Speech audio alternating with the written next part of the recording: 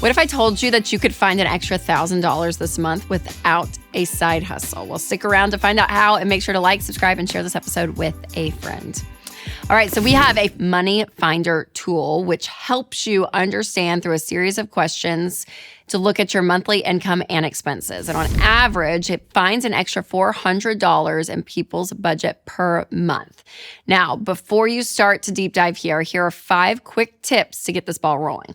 Number 1, if you have debt, pause retirement investing to get that money back in your paycheck. So let's say your salary is around $75,000 and you are participating in your company's 401k match.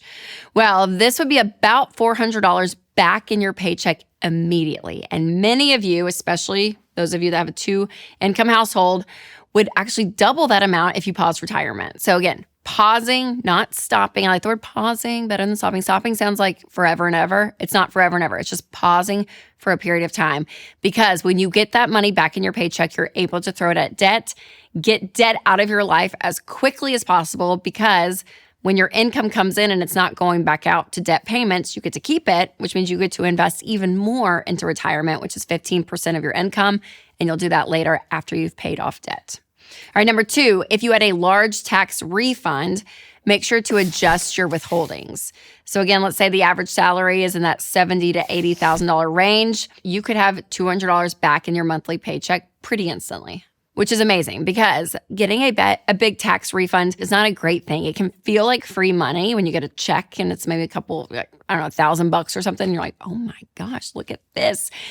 That's your money. That's your money that could have been being used to pay off debt or to save, even in a high yield savings account, right? Where you get, maybe 4 or 5%, but instead it's just been in Washington doing nothing for you, not earning anything, and it's just sitting there. Well, that's money that should have been in your paycheck. So don't look at your tax refund as like a great thing. Look at it like, okay, I need to adjust my withholdings so I can get my money back. Number 3, make a few significant budget cuts in your current spending routine.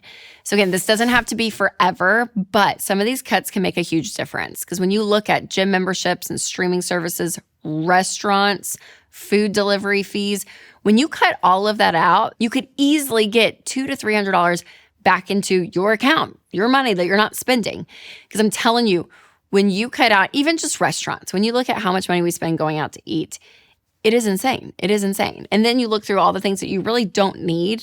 Maybe it feels like you need them, but they're really just wants. And for a season, you cut everything out.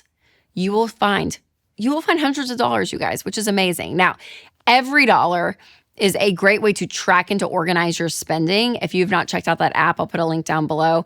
But this is going to help you actually see where your money's going so that you can cut some things out. Now, another amazing resource that you need in your life is Christian Healthcare Ministries.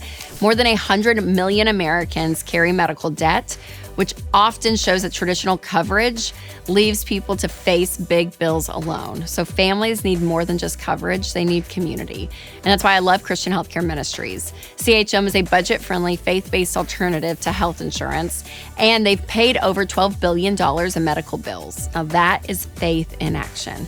With CHM, there are no networks, no insurance headaches, and programs start at just $98 a month. Y'all, CHM is where your faith and your finances agree.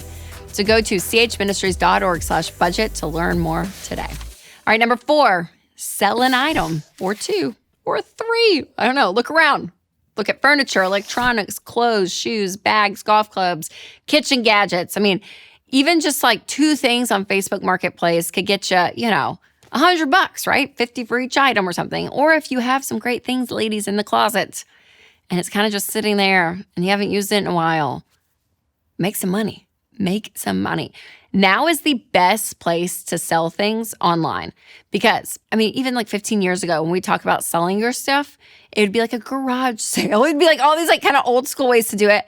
And now, because of so many online options, there's so many great fashion, reused fashion websites that you can do, like that were pre-owned items, Facebook Marketplace, all of it. There's so many easy ways to do this. It does take some effort, but man, you could get a few $100 by just doing this. Number 5, shopping at Aldi. I'm not kidding, y'all. This could immediately save you, I'm going to say $100 or more versus another grocery store. Like, it is crazy. My family, we have shifted majority of our shopping to Aldi.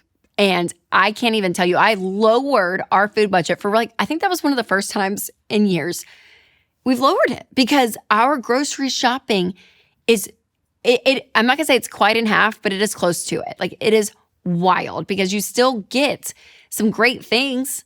And again, great quality items, but they are just a fraction of the price. Like, it is so wonderful. And it's funny too, because my kids literally now beg for certain things from Aldi, because we started buying like our mac and cheese, like certain things from there, some staples.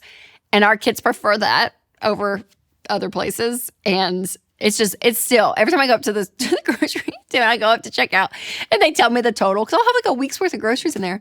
I'm like, are you kidding me?